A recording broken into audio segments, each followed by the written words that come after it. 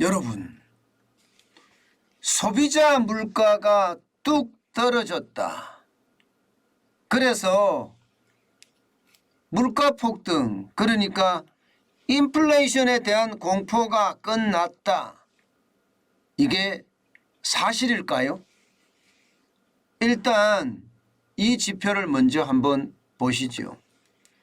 전월 대비 11월 소비자 물가 하락률입니다. 미국 노동부가 발표를 했는데 0.6%포인트가 떨어졌습니다. 많이 떨어졌죠. 굉장히 많이 떨어졌습니다. 이게 전월 대비해서 이렇게 떨어지는 것은요, 진짜 물가가 쑥쑥 떨어진다고 이야기할 수가 있거든요. 10월도 이게 굉장히 많이 떨어졌는데 11월은 더 떨어졌습니다.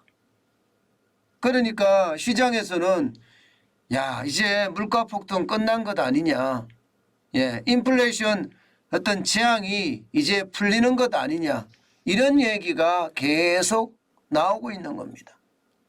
실질적으로 보시면 말입니다. 지난 6월에 소비자 물가는 9.1%까지 올라갔었거든요. 그러던 것이 7월에 8.5%까지 뚝 떨어졌어요. 이때가 0.6%포인트가 떨어졌습니다. 그 이후로 7월, 8월, 9월까지 이게 찔끔찔끔 떨어졌어요. 그러다가 9월에서 10월을 가는 와중에 8.2%에서 7.7%로 0.5%포인트가 떨어졌거든요. 11월 달엔 다시 0.6%포인트가 떨어진 거죠. 그러니 시장에서는요, 환호하는 분위기죠. 야, 이제 물가 잡았다. 이제 금리 천천히 올리도 되겠다. 뭐 이렇게 이야기하면서 시장은요, 그야말로 떠들썩했습니다. 그런데 여러분도 아시지만 잔치가 끝난 후에 그 공허함 아시죠? 아마 제가 생각해서는 이 시장에도 잔치가 끝난 후에 공허함이 밀려온 것은 아닌가, 저는 그런 생각을 해봤습니다. 사실 잔치를 벌릴 때는 굉장히 좋아요. 돈을 많이 쓰든 적게 쓰든 잔치라는 자체가 좋습니다.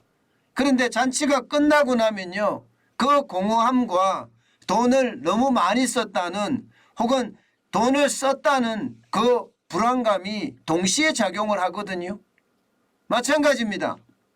미국 시장에도 소비자 물가가 떨어졌다고는 이야기하지만 0.6%라는 0.6%포인트라는 게 떨어졌다고 이야기하지만 여전히 높다는 거예요. 여전히 7.1%라는 숫자 자체도 이게 낮지 않다는 거죠. 낮지 않다는 거예요. 시장이 이제 정신을 차린 건가요? 시장은요, 이렇게 말 한마디에 왔다 갔다 하는 변덕쟁입니다. 굉장히 빨리 변합니다. 이게 뭐 0.6%포인트 떨어졌다고 뭐 난리가 날 듯 했지만, 사실 시장은요, 제가 봐서는 조용했습니다. 여러분, 이거 한번 보세요. 나스닥이 굉장히 환호한 듯 보였지만 결론적으로는 0.01% 올라가는 데 그쳤습니다. 112.42%가 올랐고요. 11,256.16을 기록했습니다. 이게 기술주 중심이 나스닥이잖아요. S&P 500 지수도 마찬가지입니다. 이게 대형주 주식입니다. 0.73%, 29.19포인트가 올랐습니다. 그래서 4,000을 회복했습니다. 4,019.75입니다. 4,019.75. 마찬가지로 다우산업 지수도 이 대형주 블루칩 지수 중심입니다. 이것도 마찬가지 0.31% 오르는 데 그쳤고요. 106.77이 올랐습니다. 34,111.81로 마감했습니다. 결국 말입니다. 시장은 이제 현실로 돌아왔다, 이렇게 이야기할 수가 있는 겁니다. 그만큼 시장은요, 냉철해질 때가 됐다 이렇게 생각을 해요. 게다가 지금 금리 인상도 앞두고 있잖아요. 예, 오늘이죠. 미국 시간으로는요. 우리 시간으로 내일 새벽입니다. 내일 새벽에 FOMC 연방공개시장위원회가 개최가 되는데 여기에서 금리가 올라갈 겁니다. 아마 0.5%가 올라간다. 빅스텝이 올라간다. 이게 시장 전체의 예측치예요. 게다가 말입니다. 내년 2월 1일은 어떻게 될 것인가? 그리고 3월 22일은 어떻게 될 것인가? 여기에 대한 어떤 신호가 어떻게 나오느냐? 여기에 달려 있습니다. 문제는 7.1%라는 숫자 자체도요. 미국이 정책을 선회하기에 쉽지 않은 숫자라는 겁니다. 소비자 물가가 7.1%면 그래도 금리는 계속 올라간다. 뭐 이런 기조가 유지되지 않겠느냐.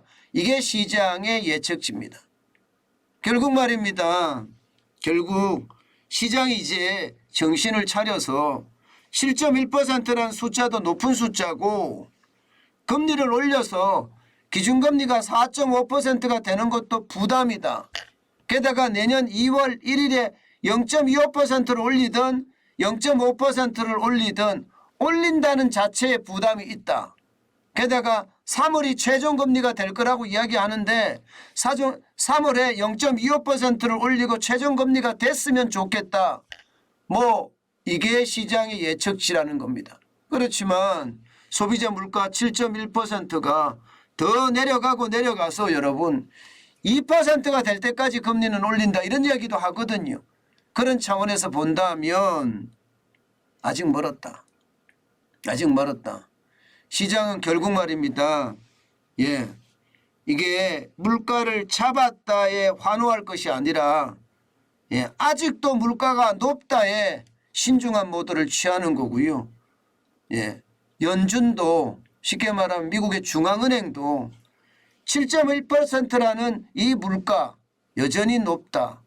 결국은 정책 선회라고 이야기하는 피벗 당분간 없다. 뭐 이렇게 얘기할 수 있는 건가요? 지금 현재까지는요.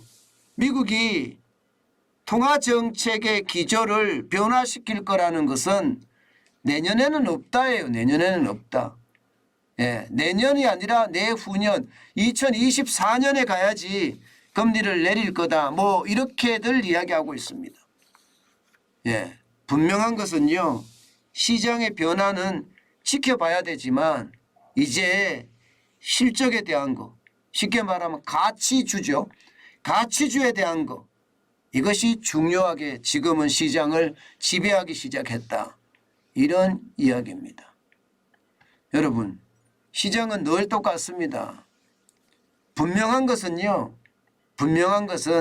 이제 시장이 심리로 움직이는 것이 아니라 현실로 돌아왔다.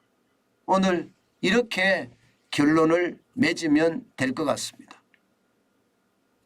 여러분 그렇다고 우리가 해외 주식에 투자를 할 때다.